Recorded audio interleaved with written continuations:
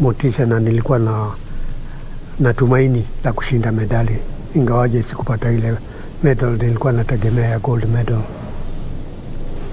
The preliminaries na quarter finals huwa ni games kali sana, kwa sababu kila mtu anatarajia kufika final au semi final, na nilijikakamua kweli, yani kama nilivyokuambia, nilikuwa natumaini sana la kupata gold medal. Kwa final sikupata upinzani mkali sana, na nilipita siwezi kusema kirahisi, lakini nilipita kikanuni vile nilitegemea. The pound-for-pounder boxer who beat Miguel Garcia of Argentina 4-1 was fired up for his next games, the 1970 Commonwealth Games in Scotland, where he beat Musoke of Uganda to retain the featherweight gold. 2 years later, he bagged the silver in the Munich Olympic Games after he lost the finals narrowly to Soviet Union's Boris Kuznetsov. 1972, huyu Mrashia Boris, kwa kweli ilikuwa ni game ngumu sana.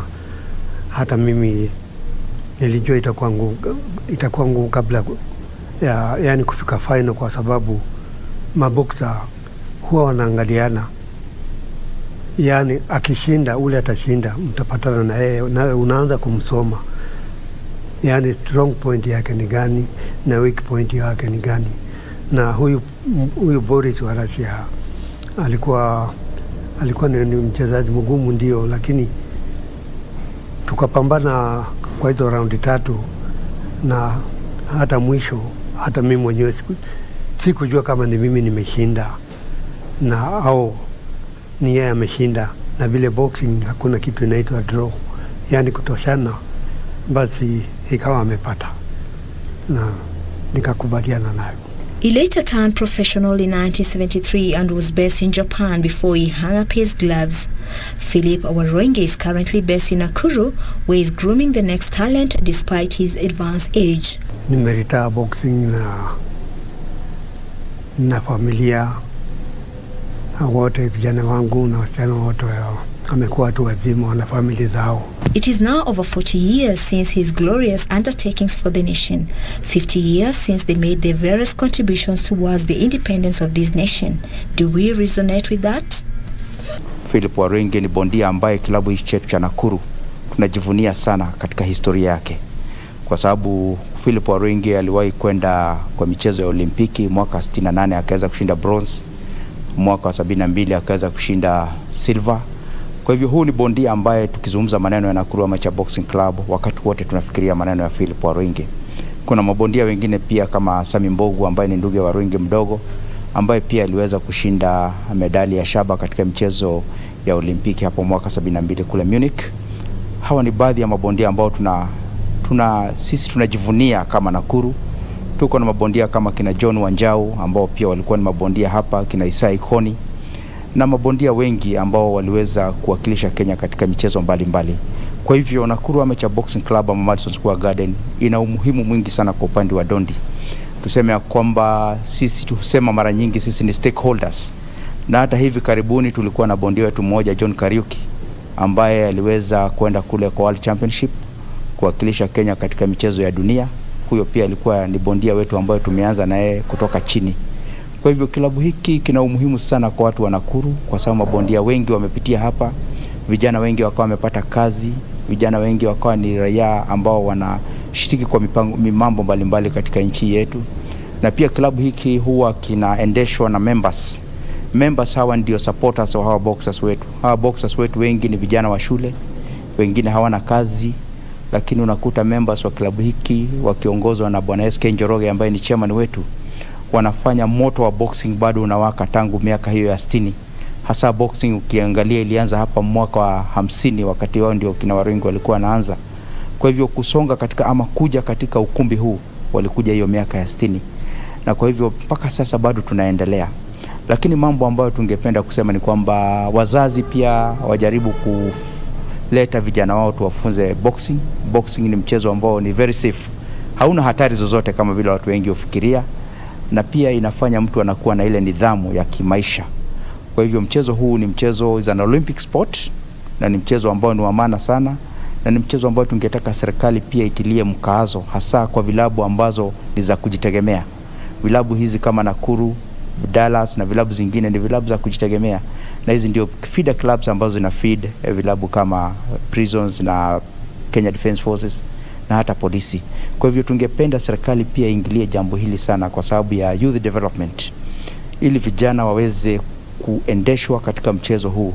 Na pia ningependa ya kwamba serikali iweze kuwakumbuka mabondia wa zamani, watu walioleta sifa katika nchi. Mtu kama Philip Waroinge ambaye sasa ni mzee, atafutiwe vile anaweza kupata ajira, apate hata pesa za kujisaidia. Watu kama kina Sami Mbugu wote ambao wamestaafu, na mabondia wengi ambao wameweza kuletea nchi yetu sifa.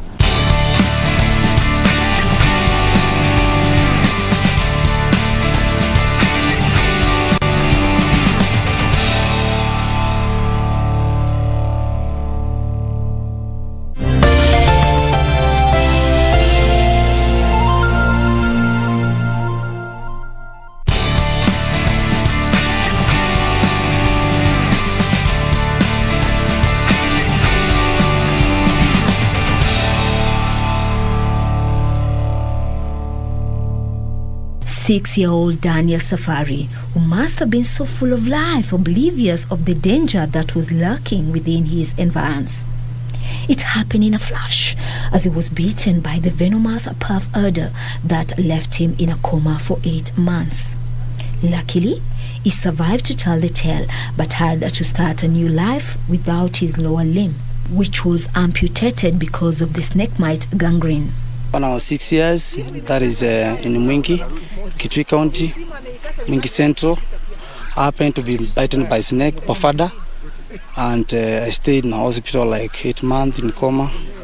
Then from there, that's how the life started. You know, people do not used to like people with disability. It was not easy, but he eventually pulled it off. He found his way into the sports scene to turn himself into an all-rounder.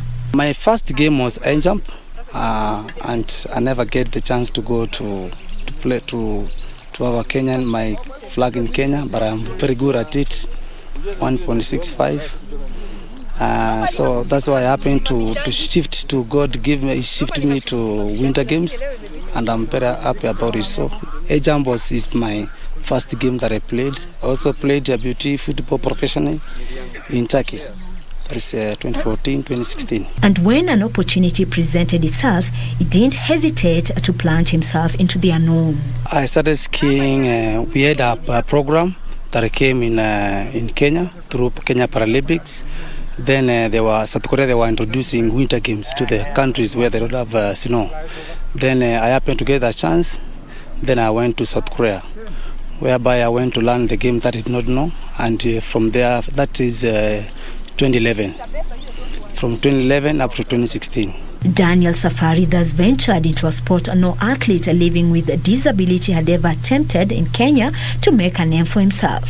We had so many guys in Kenya and also in Africa, Rwanda, Uganda, South Africa. But it depends in, I just wanted to do something different. And many guys that went to try the game did not happen to understand the game more like professional. Ski is one of the game difficult. You can die, but it's very hard. You know, living in the cold season like -20. My country is like plus 20, 25, 30. So going there to have a different climate, different weather, you'll come find that is a challenge. But since is something that I want to do it, I want to achieve, so that I can be voice to the people, other people with disability. So I have to do it because it's my passion and I like it.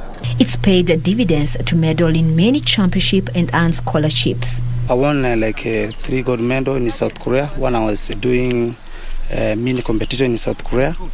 Then in 2017, I happened to play as a professional in South Korea. Also in United States, 2017. Then I also went back this year in United States, whereby I was being classified and given the title to play internationally by APC. Yeah, and now I'm I'm training for 2022 Winter Olympics in Beijing. It's a lot, you know. Sometimes when I want to go to competitions. You are not able to gain some funds to go to that will keep you to the professional level. Like, these winter games in Africa, in Kenya, not many guys know about it. So when you go to the institution so it's very hard to understand what about these winter games all about. You'll find that different other people without disability, it is very easy for them to get funds more than a person with a disability. So it happened that my life that I'm living and the life Sabrina is living, so it's such kind of the difference, like now I should be having gone to many countries like Swiss, Austria, like Netherlands, to train so many games. But I'm just in the ground training some fitness. But they are doing in winter. They are all the time in the winter games. But I happen to get some few funds. I just go like 3 to 2 months to train. They are getting more training more than I. Daniel Safari may have lost his limb through a snake bite, but that has not stopped him from pursuing his dreams of becoming the best that he can be in the sport of skiing. And never will a day go by without him putting more effort in his training. He is a true inspiration. Other guys with a disability, we have so many things that we can do. If you show people, if you show the public that you have disability and you are not showing your ability, actually they won't give you that support. Like the way I grew up with the challenges, but I did not get to show people that I cannot do this. I have to show people what I can do, so that they can appreciate what I do. It's not about begging. It's not about seeing the people and the sympathy. It's about speaking to one another. It's about showing what you can do, and what you can do. 100% people will be able to support you.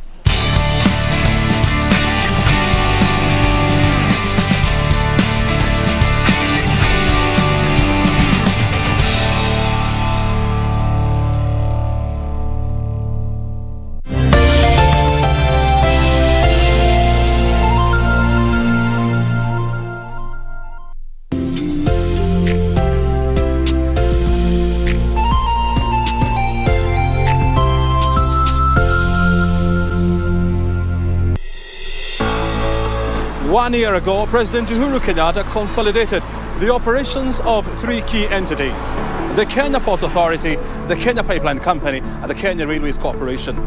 These 3 entities, they have a combined total asset of about 1.4 trillion Kenya shillings. 12 months down the line, has the sailing been smooth for KTLN? These things are not easy to melt together. These are institutions with histories. 1, 2, going back as more than 100 years. These are not institutions that will easily. So there is it is hard work. It's enjoyable work because you can see the end game. Getting there is not easy, but we will.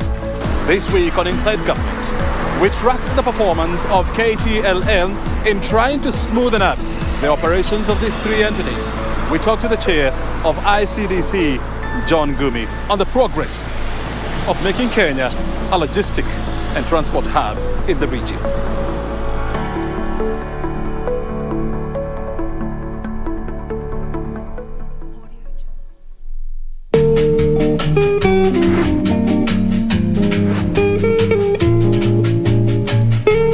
Acha nirudi. Ndachukua wokovu, niweke wokovu yangu chini na utajua ujui. Wewe ni mwizi.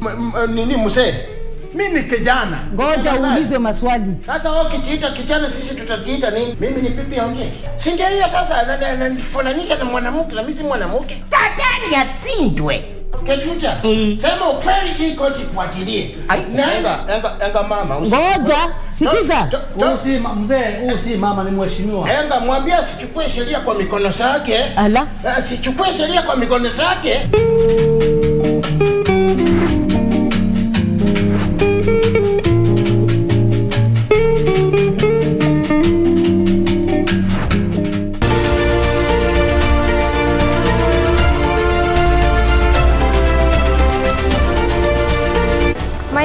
Dorothy Lowaktuk, and I'm a wildlife warrior. Working for elephants is the most special thing and very beautiful. This is the first community-run elephant orphanage in Africa. They will not make in life if they are not with their families. We get them and rehabilitate them instead of leaving them to suffer in the world. This is Wildlife Warriors, and I'm Paula Kahumbu.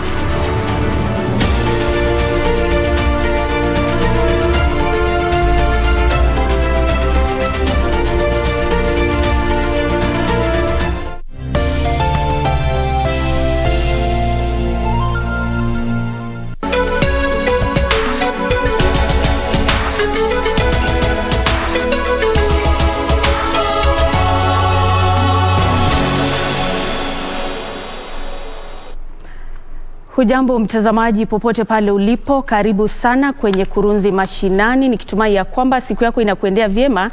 Mimi naitwa Nancy Okware, na bila shaka mtazamaji, sasa hivi ni kwamba katika kanisa la Good Shepherd lililoko katika eneo la Ngong Road, ibada ya wafu kwa aliyekuwa seneta mteule Victor Prengei inaendelea. Kumbuka ya kwamba alifariki tarehe 16 Agosti mwaka huu baada ya kuhusika katika ajali ya barabarani. Hivyo basi ibada hiyo inaendelea na tutakuwa tunakupa taarifa hiyo baada ya muda usiokuwa mrefu. Lakini kwa sasa hivi tukianza na taarifa zetu ni kwamba wazazi wa shule ya upili ya Sigalame kaunti ya Busia wamefadhaishwa na msururu wa mikasa ya moto kwenye mabweni shuleni humo, na kusema mvutano wa uongozi na usambazaji bidhaa huenda vimechangia mikasa hiyo. Mwezi uliopita moto uliteketeza bweni wanamolala wanafunzi 123 ambapo mali ya thamani ya mamilioni ya pesa iliharibiwa. Wazazi wameitaka serikali kuingilia kati kubainisha chanzo cha mikasa hiyo ili kunusuru shule hiyo ya jadi.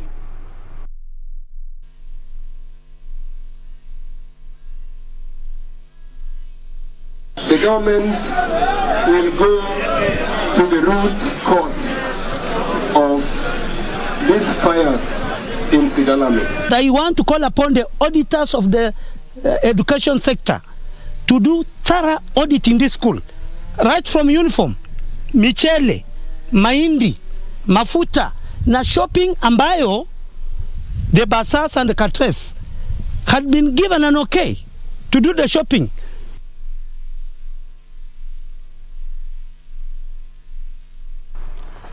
Serikali inadhamiria kujenga vituo vya kulea watoto ambao wazazi wao wanatumikia vifungo katika jela hapa nchini ili waweze kuishi kama watoto wengine walio nyumbani. Katibu mwandamizi katika idara ya sheria Winnie Guchu amesema wanaratibu sera ambayo itawezesha serikali kujenga vituo hivyo vya watoto.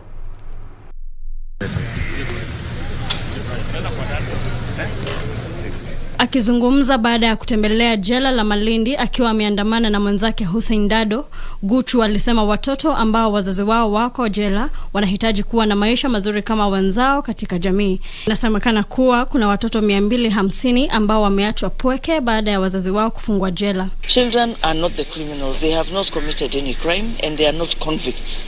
So children should live a normal life. In as much as possible, try to have them live a life that they would live when they're out of prison. So we want to do child care centers where they are properly taken care of. Aidha, serikali inatafakari kurejelea mpango wa kuruhusu wafungwa kutangamana na jamaa zao ambao ulisimamishwa kutokana na janga la corona. So when we open for visitation, we have to be very careful so that we do not start getting new cases of COVID among the inmates that we have. Naye Dado aliwahimiza Wakenya kujitokeza kwa wingi kupata chanjo dhidi ya ugonjwa wa COVID-19. So I'm urging wananchi, COVID is real here in Kilifi, in Tana River, in Mombasa. These coastal regions are very badly hit. Please, when you hear there is a vaccine, rush to it. Nikiripotia Kurunzi, naitwa Wamboyo Otiende. Tukiendelea ni kwamba familia moja katika kijiji cha Keongo eneo la Ainamoi kaunti ya Kericho inadai haki kufuatia kifo tata cha jamaa wao. Mwili wa Gabriel Kiprotich ambaye alikuwa mwanafunzi wa mwaka wa 4 katika chuo kikuu cha Dedan Kimathi kaunti ya Nyeri ulipatikana umetupwa karibu na chuo hicho ukiwa na majeraha ya visu. Mamake marehemu Lucy Chepkemoi anataka uchunguzi wa haraka kuwanasa waliotekeleza mauaji ya mwanawe. Hiki ni kijiji cha Keongo eneo la Ainamoi katika kaunti ya Kericho.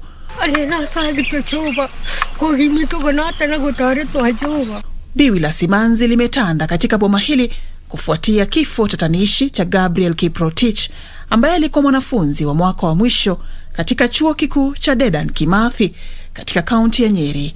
Kwa mujibu wa familia hiyo, marehemu Kiprotich alionekana mara ya mwisho siku ya Ijumaa kabla ya mwili wake kupatikana umetupwa karibu na chuo hicho ukiwa na majeraha mguuni.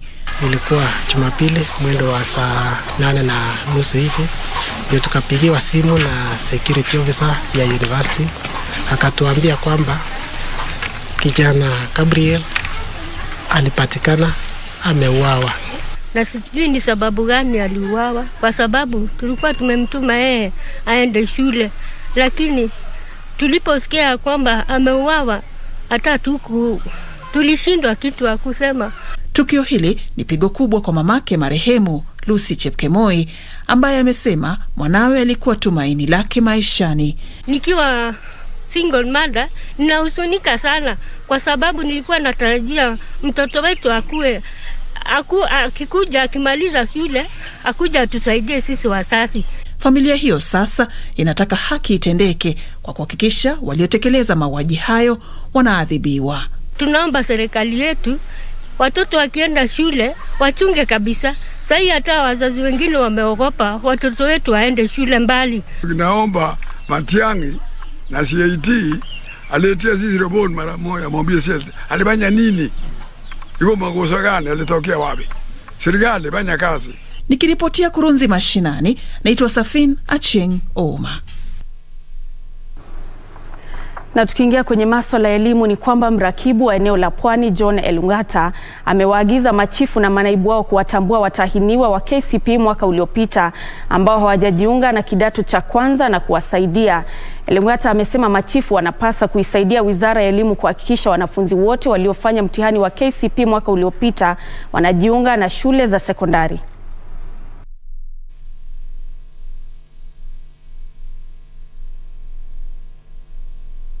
Hiyo naarifiwa kwamba tutakuwa tunaipata kwa kina hapo baadaye, hasa kwenye taarifa zetu mwendo wa saa 7 kwa lugha ya Kimombo. Lakini kufikia hapo mie sina la ziada ila kufika kwenye tamati ya Kurunzi Mashinani.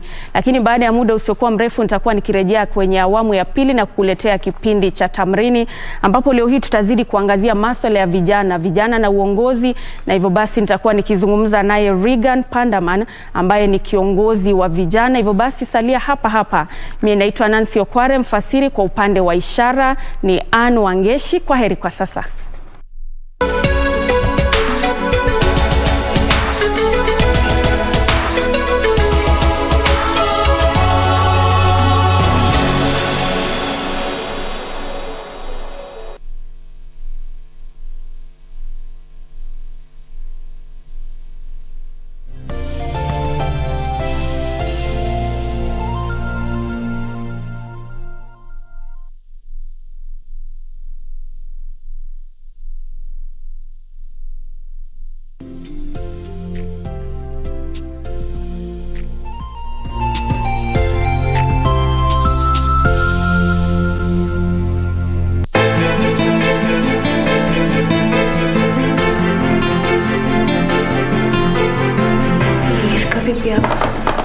Hapa ni kwa nani?